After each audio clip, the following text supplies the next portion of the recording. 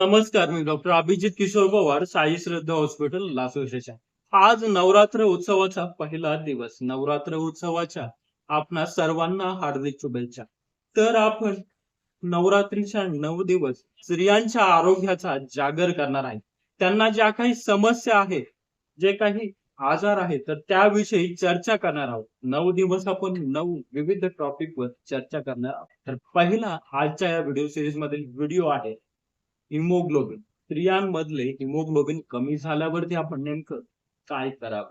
तर स्त्रियांचं हिमोग्लोबिन कमी झालंय, तर त्यांना नेहमी थकवा जाणवतो. चेहरा त्यांचा पांढरा पडतो, फिका पडतो. त्यांचे केस गळतात. त्यांना चक्कर आल्यासारखं वाटतं. त्यांचे नख जर आपण व्यवस्थित बघितलं, तर ते पांढरे पडलेले असतात.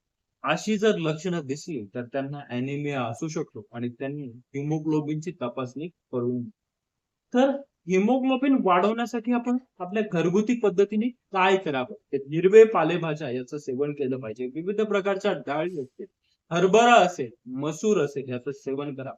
डाळिंबाचं, सफरचंदाचं, खजुराचं सेवन करावं. ज्वारी असेल, बाजरी असेल, नाचणी, गूळ आणि तीळ याचं सेवन करावं. काही अगदी सोपे उपाय आहेत ते आपण करू शकतो. सकाळी उठल्यानंतर रात्रभर भिजवत ठेवलेले मनुके त्याचं चावून त्याचं सेवन केलं पाहिजे.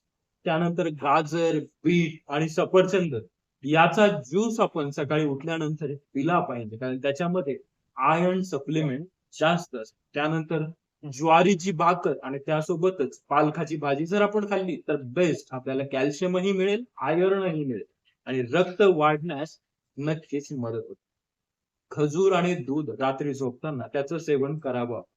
त्यानंतर तिळगुळाचे लाडू आहेत ते बेस्ट मानले जातात आणि त्यानंतर सगळ्यात सोपा उपाय गूळ आणि शेंगदाण्याची चिक्की किंवा गूळ आणि शेंगदाणे सोबत जरी खाल्लं तर आपल्याला रक्त वाढण्यास मदत होणार आहे. त्यानंतर गूळ आणि फुटाणे याचं सेवन देखील आपण करू शकतो. तर हे सोपे उपाय करून स्त्रियांनी त्यांचं हिमोग्लोबिन वाढवू शकतात आणि मी जे काही वरती सायन सांगितले त्यातलं कोणतंही सायन स्त्रियांना आढळलं तर त्यांनी लगेच त्यांचं हिमोग्लोबिनची तपासणी करून घ्यावी. चला तर आता उद्या भेटूया पुढच्या नवीन विषयासह.